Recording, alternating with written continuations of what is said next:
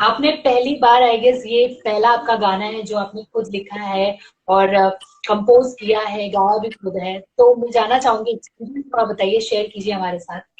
ये actually this is not the first song. मैंने इससे पहले भी काफी गाने हाँ, वो सारे ओरिजिनल्स कवर मैंने वर्जन। किए।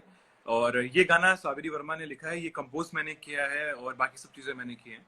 और ये गाना मैंने कोई आज से 7-8 साल पहले लिखा था और ओ, कंपोज किया था। तो बहुत बेसिक सी इसकी एक कंपोजिशन थी। एंड वो मैं कंपोजिशन भूल भी गया था। और कुछ टाइम पहले लॉकडाउन के पीरियड में ही माय ब्रदर, उसको कहीं से ये गाना मिला किसी पुराने से ओ, फोल्डर में। So he sent me this audio and he wanted me to do something with this composition. So हम लोगों ने फिर से इसको लिखवाया फिर अच्छे से, and we worked on the song. और हम लोग चाहते थे कि इस गाने को हम लोग लॉकडाउन पीरियड में ही सब कुछ कर सकें, audio production and video production everything. तो जो भी चीजें हैं ये सब लॉकडाउन में एक घर के अंदर हुआ है सब कुछ। और सो या it was a good challenge and बहुत मजा आया ये सब चीजें, ये सब काम करने में। जी जी, आपके फैन पेजेस भी आ चुके हैं, तो जी एक जी। बार उन्हें भी हाय हेलो कर हाय हाय दीजिए। Everyone, hi, thank you so much for all the love you you are giving us. And public का प्यार ही सब कुछ है हमारे लिए तो। एग्जैक्टली। और ये गाने को लेकर आपको क्या कुछ डीएम आया, मुझे बताइए। जी सॉरी, क्या बोल रहे हैं? ये गाने को लेकर क्या कुछ आपको डीएम्स आए हैं, क्योंकि ऑब्वियसली इतना। हाँ मेरे को, हाँ लोग ये कह रहे हैं कि हम लोग बहुत कनेक्ट कर पा रहे हैं। और उसके बाद ये सब चीजें जो हुई, क्योंकि मैंने उससे पहले ये मैंने एक आवाज उठाई थी कि यूट्यूब हमारे साथ थोड़ा सा अन्याय कर रहा है, इनजस्टिस हो रहा है। Because I I have around 1.78 million subscribers on YouTube channel. 17 lakh subscribers होने के बावजूद मुझे कुछ कुछ वीडियोस में 25,000 30,000 व्यूज भी नहीं जाते हैं, लाइफ टाइम व्यूज। सो बहुत हम्म, ज्यादा वो हमारी वीडियोस को और बहुत से लोग, अगर आप, ये सिर्फ मेरा कहना नहीं है, अगर आप हमारी हम्म, वीडियो पे जाएंगे तो आपको दिखेगा कितने लोगों ने कमेंट्स किया है कि इवन बेल आइकॉन प्रेस करने के बाद भी हमें नोटिफिकेशन नहीं आता है। तो I don't know what's the issue with YouTube. And हम लोगों ने बहुत कोशिश की, बहुत उनको मैसेजेस किए, इतने टाइम से हम ट्राई कर रहे हैं, but they don't care to reply. And उनको फर्क नहीं पड़ता है। और हम I am one of the सबसे पुराना, I am one of the first YouTube singers of India. और कब से मैं इस प्लेटफॉर्म पे हूँ, बट वो ऐसा बिहेव कर रहे हैं, I don't know what's the issue. और इसी वजह से जब सोनू जी ने, और जब मैंने बाकी चीजें बताई कि म्यूजिक इंडस्ट्री में कितना नेपोटिज्म, ग्रुपिज्म और इन सब चीजों के बारे में, जी जी जी। तो उसके बाद से लोग बहुत से मैसेजेस आ रहे हैं मेरे को कि दैट कि उनका सपोर्ट है और सब कुछ, मतलब बहुत पॉजिटिव मैसेजेस हैं। और लोगों ने बहुत बहुत से लोगों ने कवर्स बनाए इस बेमायने के, कुछ कोई डांस कवर्स बना के भेज रहा है, कोई गा के भेज रहा है, कोई फ्लूट कवर बना के भेज रहा है। तो ओवरऑल सब कुछ अच्छा हो रहा है। और सोनू जी ने जब वीडियो बना दिया इसके लिए, वो तो एक ड्रीम कम ट्रू था। तो बहुत जी, जी। अच्छी चीजें हो रही हैं जी। और आपने ये भी कहा कि सोनू निगम की अगर मैं बात करूँ, सोनू जी की, जी वो एक ऐसी आवाज है जिनको हम, हमारे दिल से वो कभी अलग नहीं हो सकते, हम हमेशा उनको सुनना चाहेंगे। जी जी तो जी आपने कहा कि आप टी सीरीज ने आपको इग्नोर किया और जी कहीं जी। ना कहीं आपको सोनू निगम जी ने इग्नोर किया, तो उसके बारे में थोड़ा डिटेल में अगर आप बता सकते उसमें मैं यही बताऊंगा कि जैसे लेबल्स जो हैं आजकल वो क्या कर रहे हैं, कुछ सालों से हो रहा है ये, कि वो लोग अपनी एक टीम बना लेते हैं। जैसे कुछ आर्टिस्ट को साइन करके रख लेते हैं, कुछ सिंगर्स हो गए, हैं। कुछ राइटर्स हो गए, कंपोजर्स हो गए, इस टाइप से वो रख लेते हैं और वो उन्हीं को काम देंगे। और वो एक पीरियड होता है, जैसे 7 साल के लिए कर लिया, 8 साल के लिए कर लिया, 10 साल के लिए कर लिया। और वो चाहते हैं कि सिर्फ हमारे ही जो आर्टिस्ट हैं यही लोग काम करेंगे। उससे ये होगा कि जब वो काम करेंगे तो वो शोज करेंगे, जो पैसा आता है उसका वो परसेंटेज वो उनसे लेते हैं, लाइक 35%, 40-50, जो भी उनकी डील है उस हिसाब से।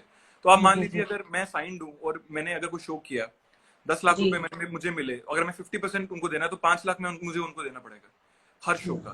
तो अगर मैं महीने के 10 शोज करता हूँ तो 50 लाख हो गया। तो आप सोचिए कि जितने आप अरिजीत सिंह जी को छोड़ के बाकी जितने भी आर्टिस्ट हैं आप सुनते हैं आजकल, ये मोस्टली जी सभी साइंड है किसी ना किसी लेवल से। तो ये चीज बुरी नहीं है, मैं कभी इस चीज के खिलाफ नहीं था, क्योंकि ये बुरी इसलिए नहीं कि ठीक है कोई आपको बना रहा है, कोई आपको इन्वेस्ट कर रहा है आपके ऊपर और आपसे वो कमा रहा है, तो इट्स नॉट रॉन्ग। बट मेरे साथ ऐसा हुआ था कि मेरे को साइन करके रख लिया था, मुझे ना कभी कॉन्ट्रैक्ट की कॉपी मिली, साइंड कॉपी, ना मुझे गाने के लिए एक दो बारी फोन आया कि यहाँ गाइए। मैंने एक दो फिल्म के लिए गाना गाया, जो भी डमी रिकॉर्डिंग थी। तो आप सोचिए, एक नया सिंगर के लिए कितना मुश्किल होता है कि आप जाइए स्टूडियो में 10 मिनट में आपको गाना सुन के गाना है। हम कितने अंडर कॉन्फिडेंट होते हैं, हमें लगता है कि कोई हमें कंपोजर बैठे हमारे साथ, हमें अपना कॉन्फिडेंस दिखाए और ट्रस्ट करे हम पे और हमें सिखाए।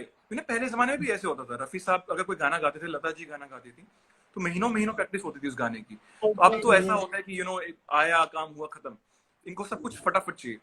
तो ये चीजें थी। तो मैंने कुछ दो तीन फिल्म्स के लिए गाया मैंने, बट मुझे पता था कि सब नहीं होगा। उसके बाद वो मुझे हर महीने कॉल करते थे कि आप परसेंटेज जो है हमारी वो आप दे दीजिए। तो मैं तो नया नया बॉम्बे आया था, मैं शोज तो करता ही नहीं था।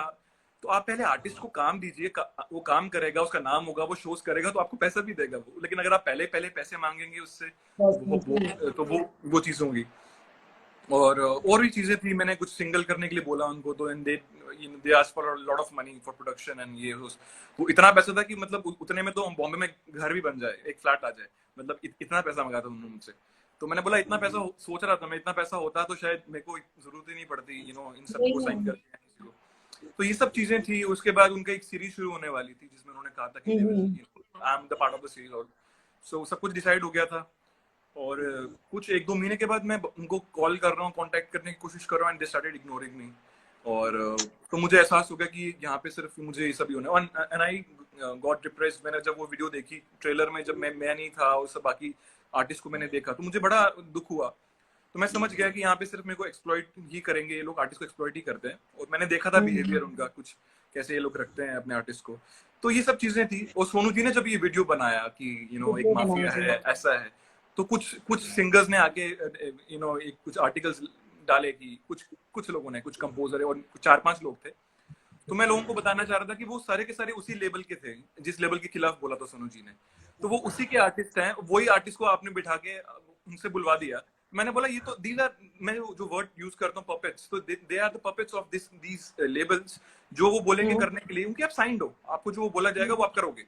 तो आज मैं भी साइन रहता तो शायद मेरे भी गाने फिल्म में आ रहे होते, बट मैं भी आज कहीं ना कहीं अपने ही आइडल को गालियां दे रहा होता कि नहीं सोनू निगम गलत बोल रहा है। बट आज मुझे लगता है कि मेरी अपनी सेल्फ रिस्पेक्ट है मेरे पास, and I am doing good. Independent music जो है वो खुद में उससे और वो सब चीजों से। और यूट्यूब की वजह से मैं इसलिए डिप्रेस हुआ था क्योंकि हमें लगता है कि कुछ नहीं है, तो हमारा एक अपना यूट्यूब तो है जो चल रहा है। अब यूट्यूब भी जब हमारे साथ ऐसा कर रहा है, वहां पे भी पॉलिटिक्स चल रही है, तो फिर ज्यादा इश्यूज हैं जी।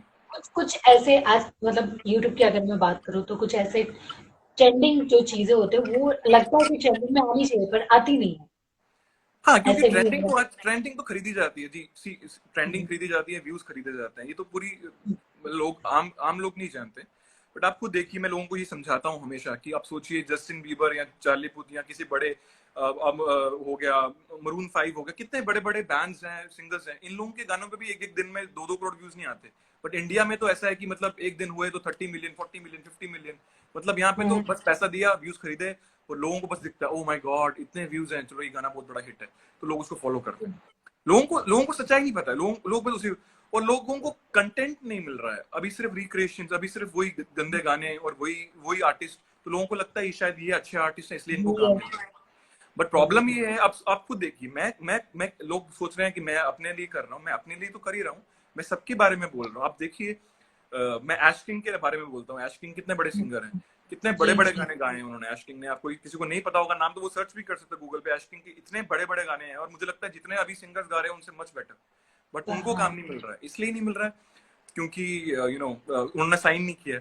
वो क्यों साइन करेंगे, उनको क्या पड़ी है। सोनू जी को क्यों काम नहीं मिल रहा है, क्योंकि उन्होंने साइन नहीं किया। वो क्यों साइन करेंगे, कंपनीज के आगे झुकेंगे, सर प्लीज गाना दे दो, हम आपको अपने शोज का पैसा देते हैं।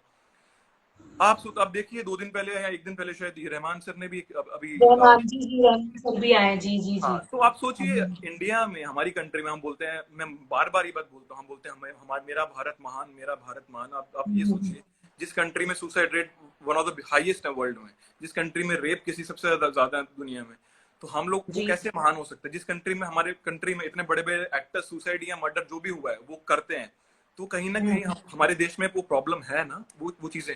बट हम लोग आवाज नहीं उठाते हैं। 2 महीने आवाज उठाएंगे, फिर उसके बाद सब खत्म हो जाएगा, सब भूल जाएंगे।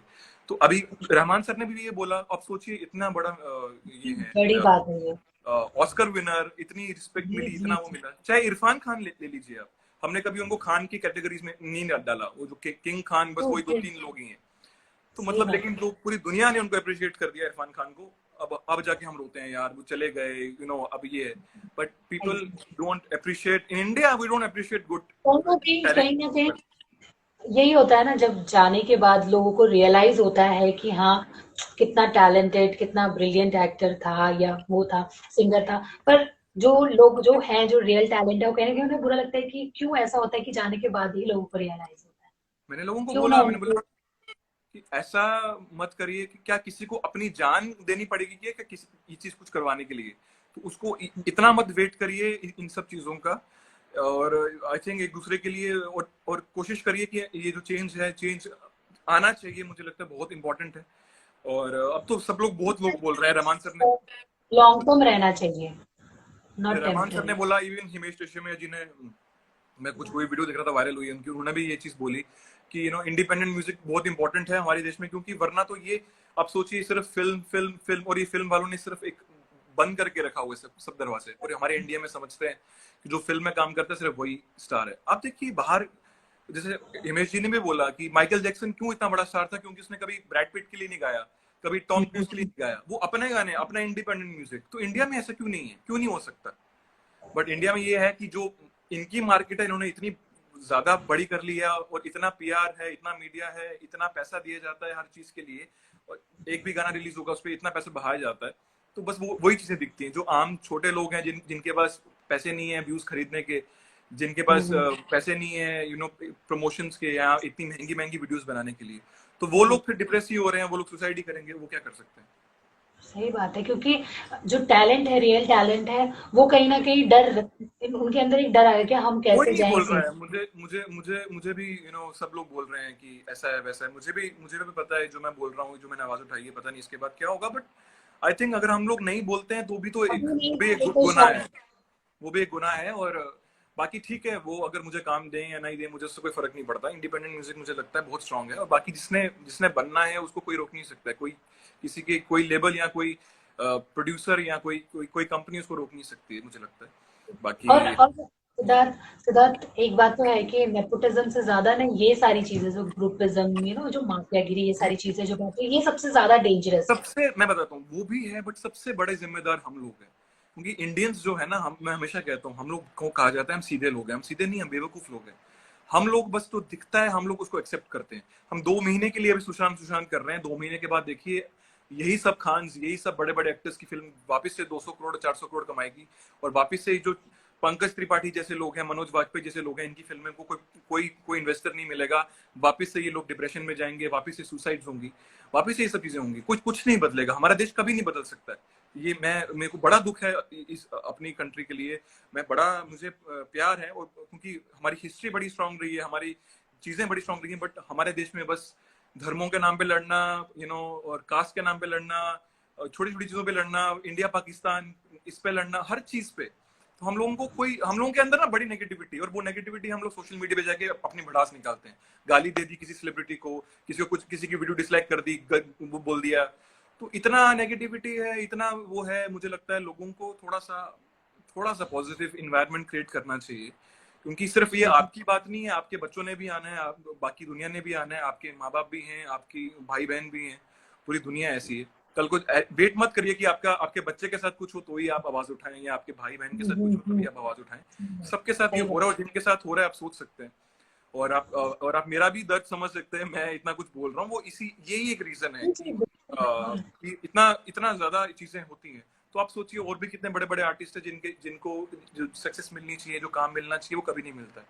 तो आई थिंक हमारे यहाँ पे ऑडियंस ऑडियंस सबसे ज्यादा अपना रोल प्ले कर सकती है, जो रियल टैलेंट है। यही सब कुछ है। सिर्फ उनको सपोर्ट करके वो कहीं ना कहीं, बट सिर्फ हमारी ऑडियंस। ऑडियंस ना ऐसे कान बंद करके और आंखें बंद करके किस सपोर्ट करती है लोगों को, यहाँ पे हमारे देश में ये प्रॉब्लम है। उनका रिएक्शन होता भी है इन सारी चीजों पे, तो वो कहीं ना कहीं मैं बताता टेम्परेरी हूँ होता आपको, है। यहाँ पे कितने लोग हैं जिनका जिनका इंस्टेंट और मीटू मूवमेंट पे जिनका आया था, कितने लोग हैं जिन्होंने कितने बड़े बड़े एक्टर्स हैं जिन्होंने लोगों को मार दिया, बट उनके मीडिया खरीद के उन्होंने अपनी इमेज ऐसे बनाई हुई है कि वो देवता लोग हैं। तो लोग उस चीज को देखते हैं, बस लोग भूल जाते हैं कि उन्होंने क्या हुआ था। हमारी पब्लिक बड़ी जल्दी, आज इंडिया टीम मैच जीतती है तो कोहली आज भगवान है, कल इंडिया हारती है तो कोहली को गालियां पड़ती हैं।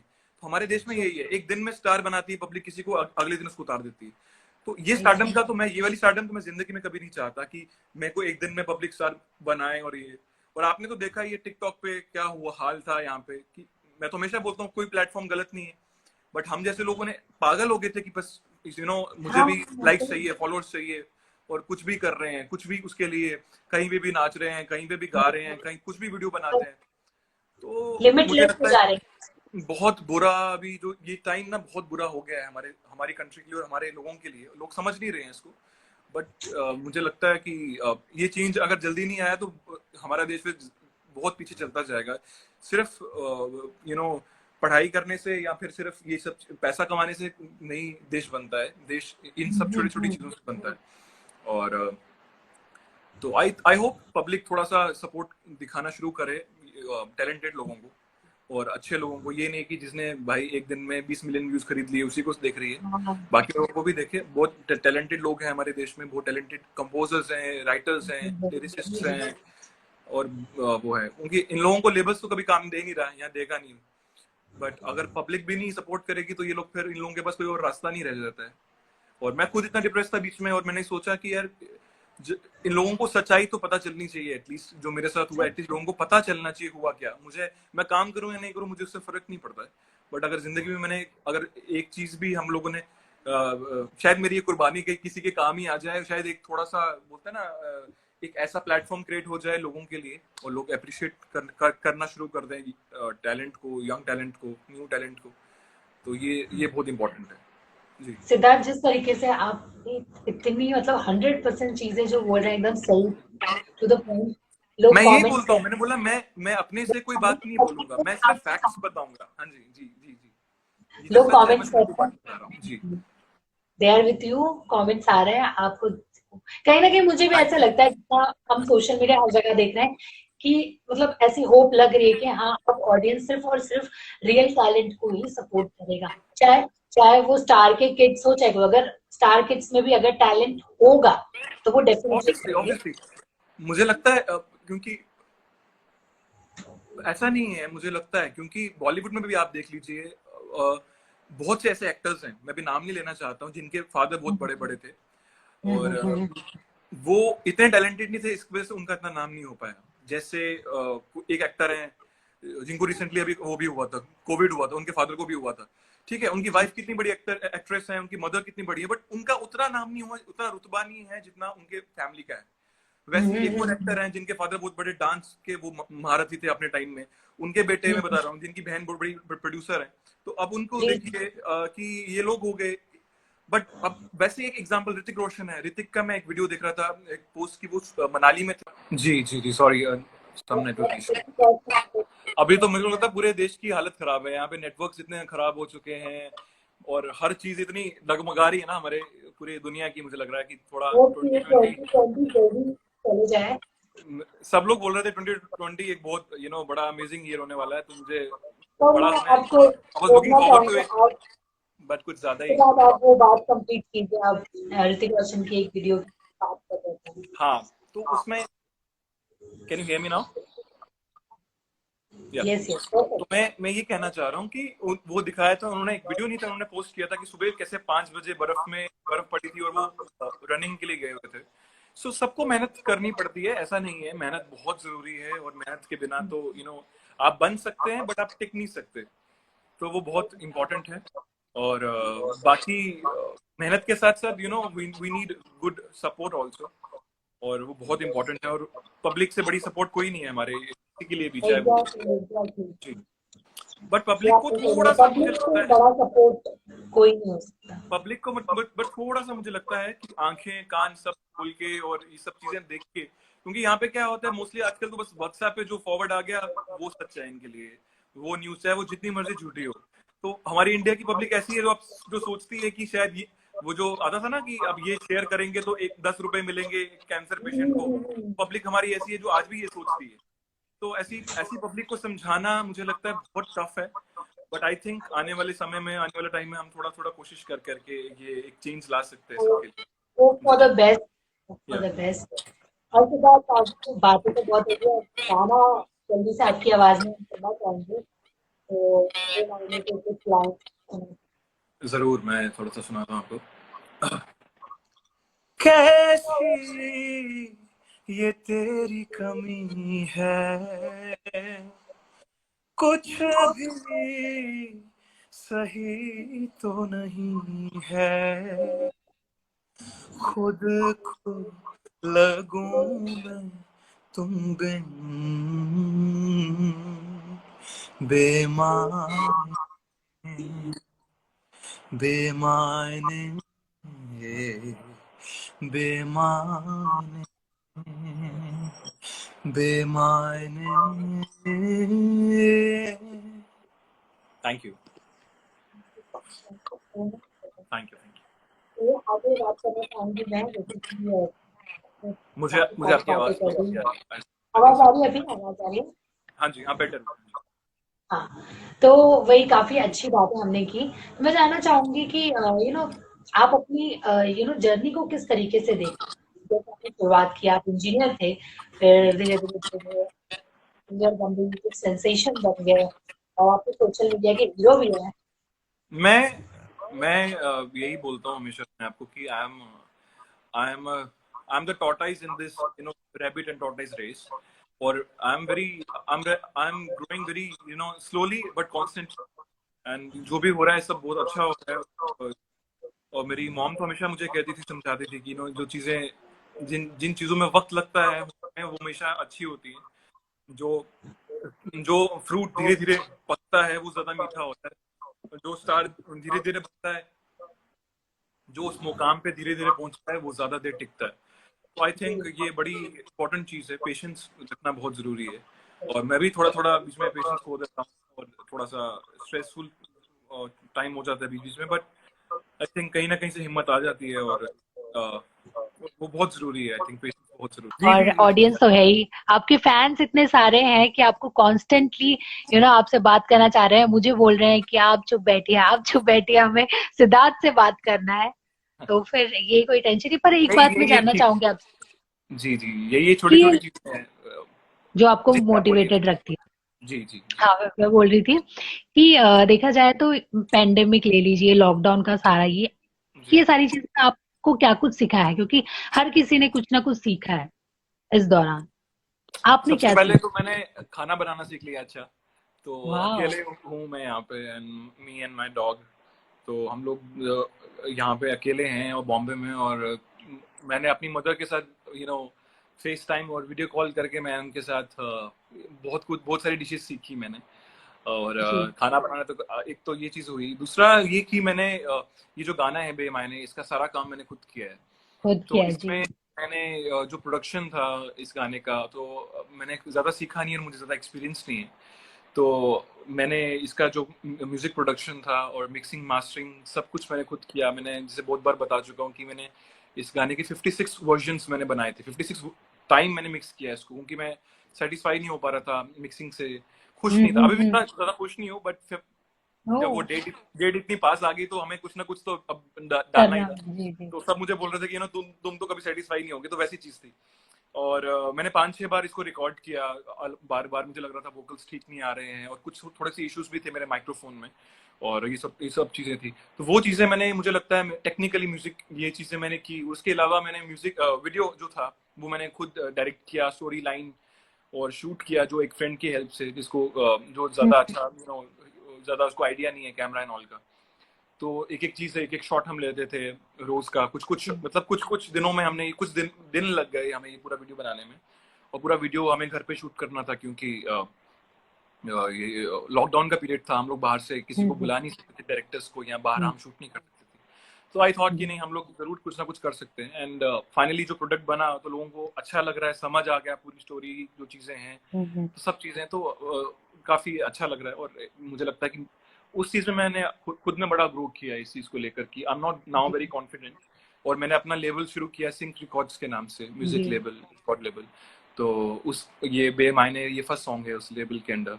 तो वो हुँ, भी हुँ। एक अच्छी चीज हुई है इस लॉकडाउन में। तो हमेशा हम लोग नेगेटिव चीजों को देखते हैं, बट मुझे लगता है हमें साथ साथ पॉजिटिव चीजें भी देखनी चाहिए, पॉज़िटिव क्योंकि चीज़ें।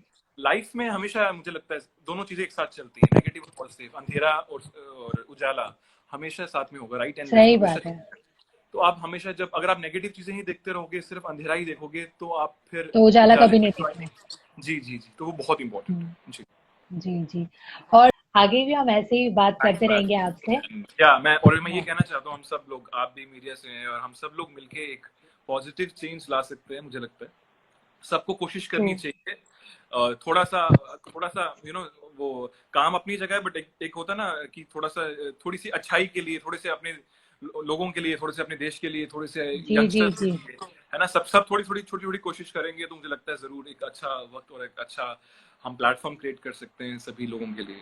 जी, थैंक यू ये सो आपने मच ऑन योर सही शो। बात बोली, एकदम सही बात बोली। ऑब्वियसली हम हर इंडिविजुअल कहीं ना कहीं रिस्पॉन्सिबल है हमारी कंट्री के फ्यूचर के लिए, तो होप कि लोग ध्यान रखें और हम भी रखेंगे। Thank you so much Siddharth हमसे बात करने के लिए, और ऑल द बेस्ट आपके सारे अपकमिंग प्रोजेक्ट्स के लिए। हम आपके यूट्यूब चैनल पे देखते रहेंगे, कब आपका नेक्स्ट गाना आएगा उसका इंतजार रहेगा। Thank you so much. Bye bye.